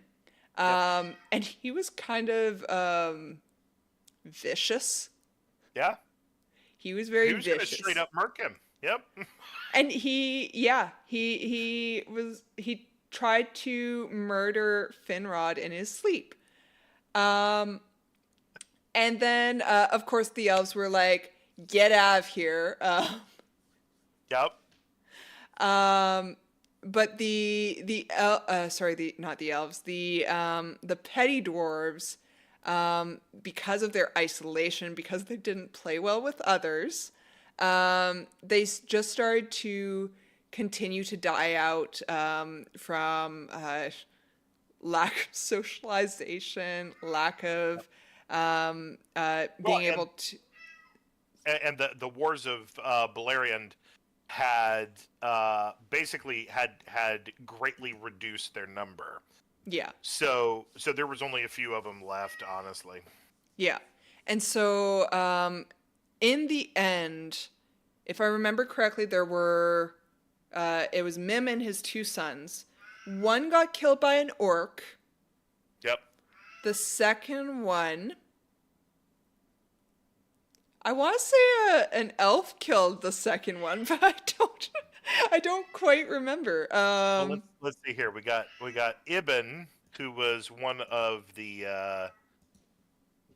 them. Gosh, it has taken a long time for this to load. Oh, here we go. Ibn lived with his family at Amon Rud. They were seen by the Guarwraith as they snuck past him carrying heavy sacks. Mim was captured. His two brothers fled into the mist. As they ran, Kim was shot by a wild arrow from the outlaws, but Ibn survived and shared his father's house of ransom with Turin. One winter, the two petty dwarves went out to search for roots, were captured by a band of orcs. To save his life, Mim betrayed Turin to the orcs, but Ibn's fate is unclear. Much later in Nargothrond, Mim told Turin, "I'm the last of my people," meaning that he outlived both his sons. Ibn either lost his land lost his life at the hands of the orcs, or later by some unrecorded mishap. So, sounds like they had some storied deaths here. Mm-hmm. Yeah. So, so this was the end of, and who was it that ended up killing Mim? Was it Hurin or Hurin's? No, wait. Was it Turin that ended up killing Mim? Mim eventually made his way back to Nargothrond. Oh goodness, he has a whole history. Jesus help us. In ThePh03n1x, after Turin had slung Glaurung, which, by the way, if you have not read The Children of Hurin, please do. Mim is back in Nargothrond, finding the halls and treasures unguarded. He took possession of them and sat there in joy with the golden gems, letting them run ever through his hands. In 502, Hurin, father of Turin, who had witnessed all that happened due to being cursed to see with Morgoth's eyes, came across Mim in Nargothrond.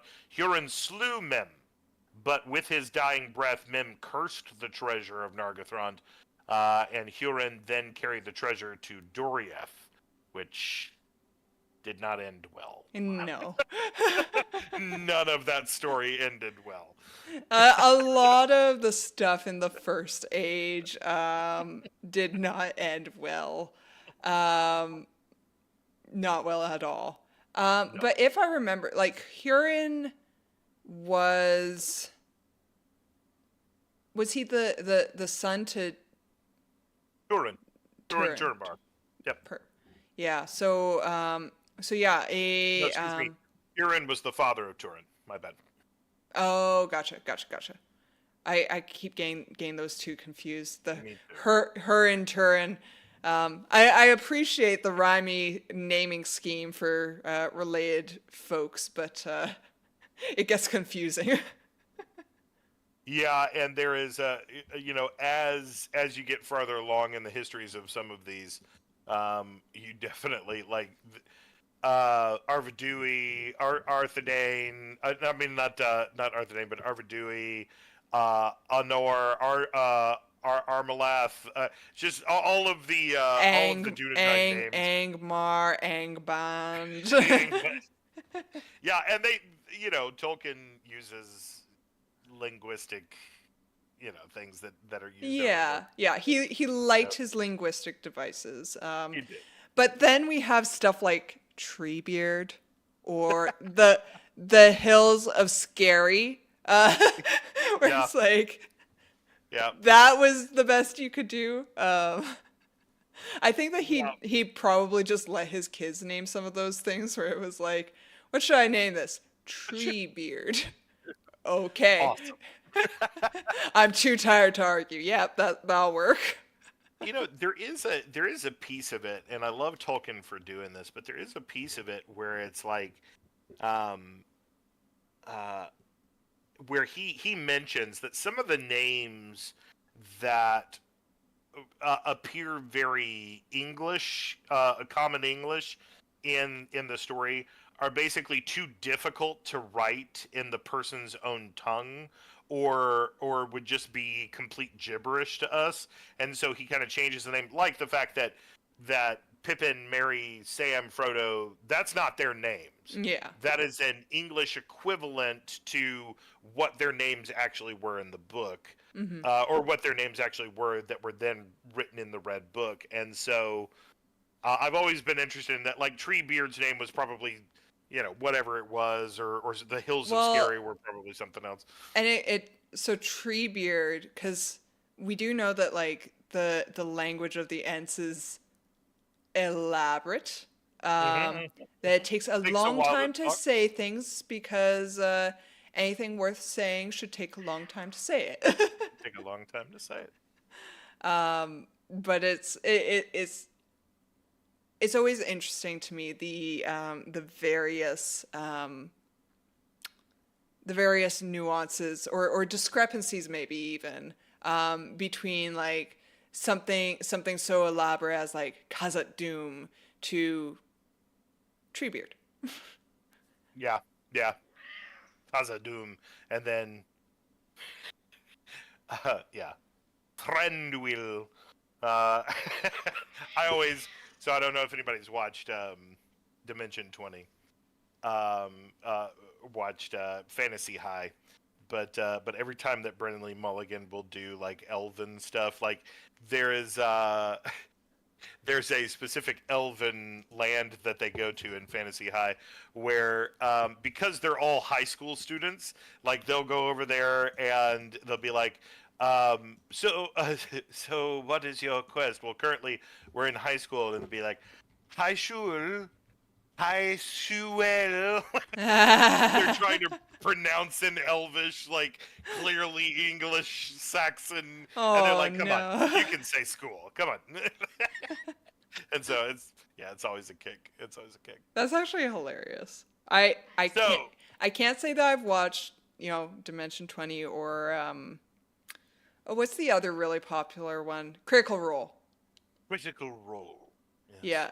But those two, I know those are huge fan bases for most things D&D. One day I will take the time to listen to those episodes, but it's a little daunting getting into it if you weren't there right away, because there's a lot of episodes. It's true.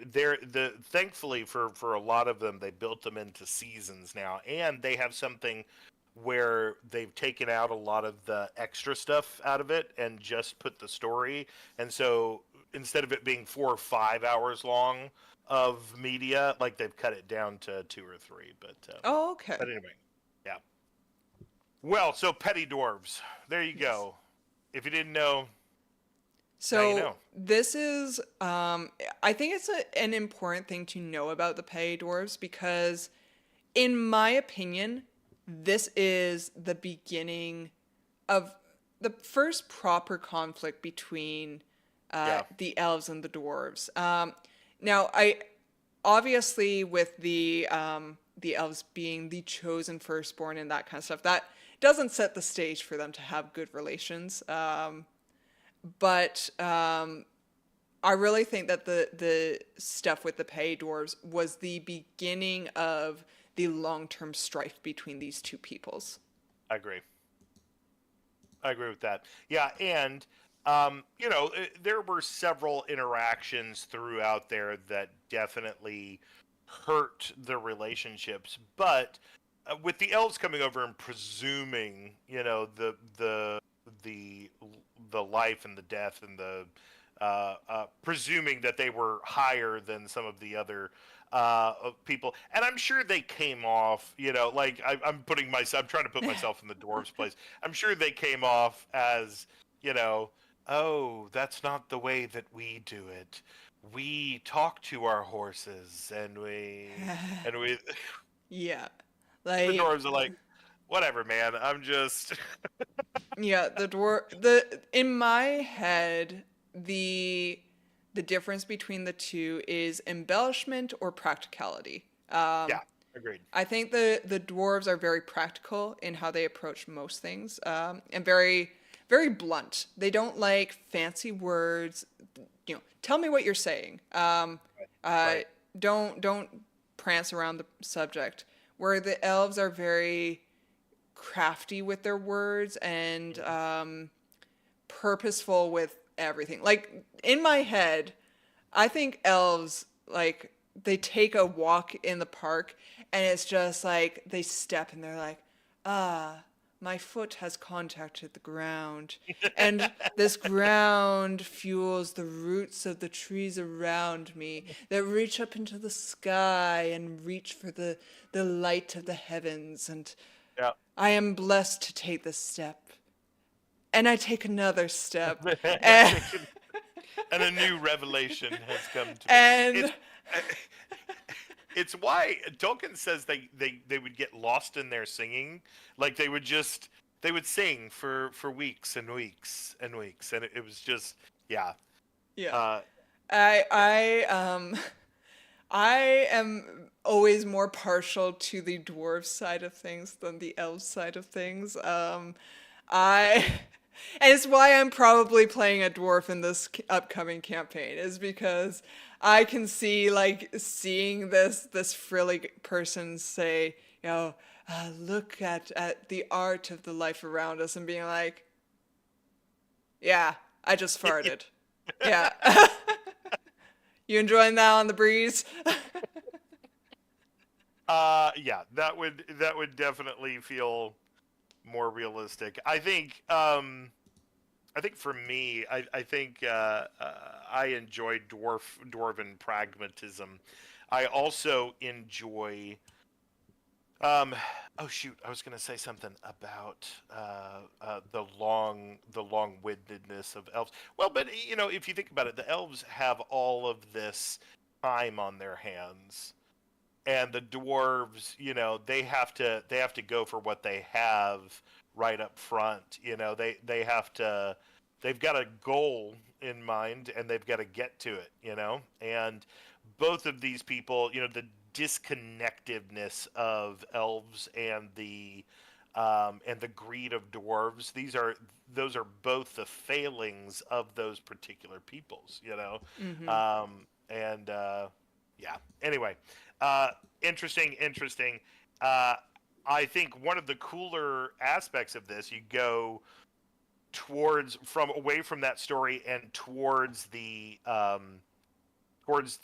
Fellowship, and you get Gimli, asking for some strands of Galadriel's hair Yeah. as his gift to be given, which is a wonderful little thing because I think it was, who was it? Was it Glorifindel? Somebody asked for. Was it Feanor? I think it was It might Feanor. have been Feanor. Yeah, because Feanor asked Galadriel for, I forget how many strands of hair, but he asked for strands of hair from Galadriel, and she refused him. Yeah. Um, And he asked 3 times for this hair from her, and she refused him 3 times, and then winds up giving Gimli 3 strands of her hair. And Gimli only asked for one. He's like, "Can I have just a strand of your hair?" And so it was actually kind of cute. So in the Peter Jackson film, so during my birthday in September, my husband and I were. My husband's like, "Okay, well, what do you want to watch?" And I was like, "I want to watch Lord of the Rings extended editions for my birthday." Because I was such a Tolkien enthusiast thing to do. I was really, really I was just obsessing over Lord of the Rings in September. I always like Lord of the Rings, but I was in my element at that point in time. I was like, I want to watch the extended editions. And my husband has actually never watched the extended editions. Oh my God.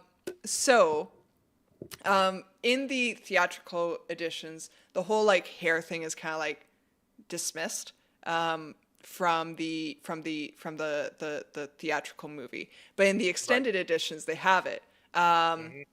And so it starts off with Gimli asking for a strand of her hair, and then the scene cuts away.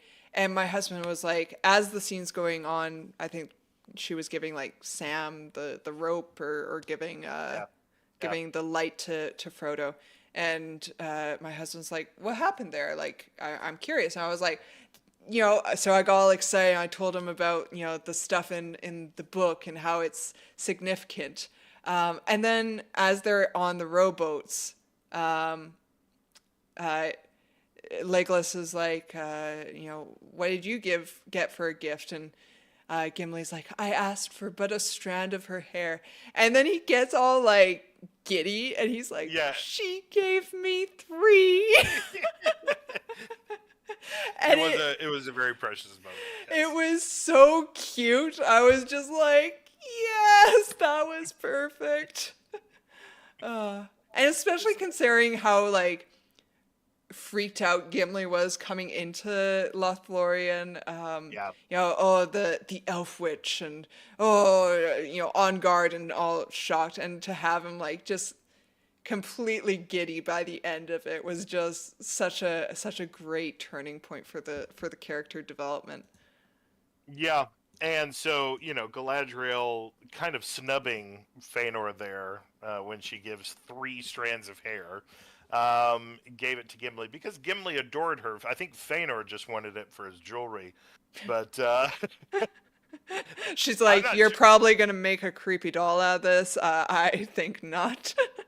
I'll give it to the dwarf. The dwarf will enjoy it more. But yeah, but she knew that he was pure of heart, and he didn't ask for it for weird intentions or because he thought that he deserved it or anything. He just really admired her and admired the goldenness of her hair, and I think it was just pure.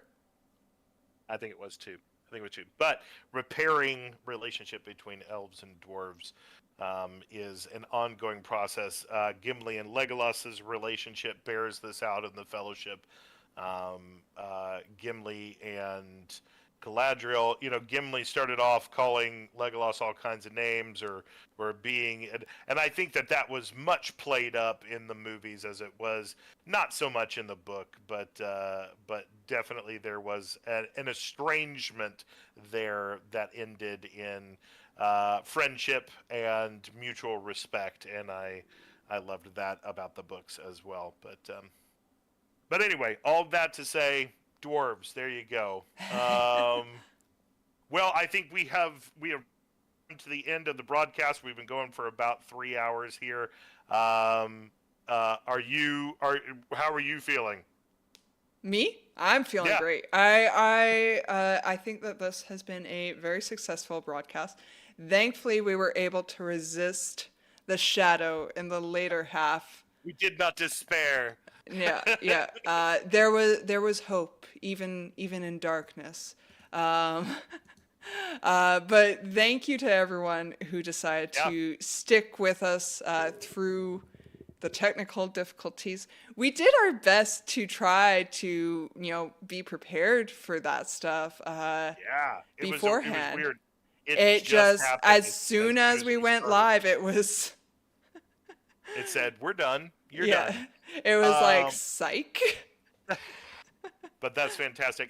So how can they, for people on my channel, how can they get a hold of you, Phoenix? Yeah, so I stream on Twitch, YouTube, and now TikTok for a limited time. You can find me on Twitch at ThePh03n1x, ThePh03n1x. YouTube is the.ph03n1x.